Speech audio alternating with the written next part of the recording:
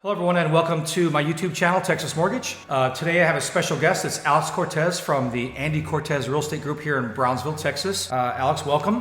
Hi, thank you for having me. And we're here at an open house, and I kind of wanted to talk about the importance of what an open house is and what it means to realtors, and as far as generating business and finding traffic flow and some things that are good for realtors to do at an open house. For sure.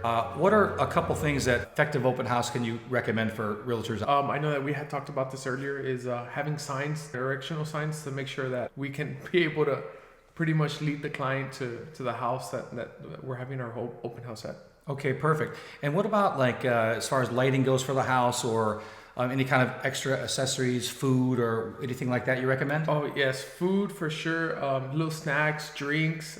Good thing that we have today. We brought some pizza, which is pretty good for our clients. Yeah. And we've also brought some fruit and stuff like that. So that'd be also good for the clients. Just they can have something to snack on, while they're here. Perfect. Okay, here we are. We're back again. We're going to talk a little bit about. Alice going to let us know about the open house display table, the presentation table, the thing you when you first walk in, kind of what you want to have for people that are walking into your open house. What are some things you recommend? Flyers about the open house, about the house, just basic information. Business cards is huge. That way, people can come in, look at the house, and then they might just say, hey, we need a little bit more time to think about it. They have your business card ready on hand. That way they can give you a call. Sometimes the sign-in sheets, Yeah. we were talking about that. Does some people do they like that, or they not like it? Some people are different.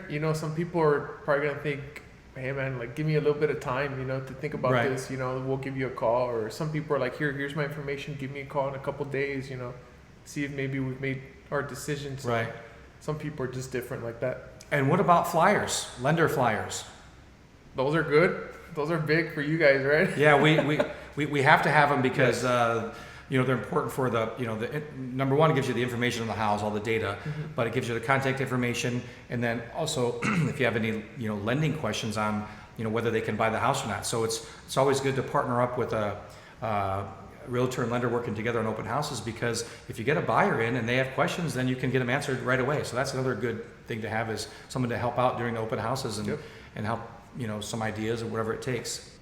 What else would be a good thing about open houses on the weekends versus weekdays? Weekends, there's more free time. Obviously, weekdays, a lot of people get out of work 5, 6, maybe sometimes 7 o'clock at night. A lot of the times, people are off weekends, so they have a lot more free time to be able to come and look at a house, kind of sit around, talk to the realtor or the mortgage lender to let them know, their situation or what they want.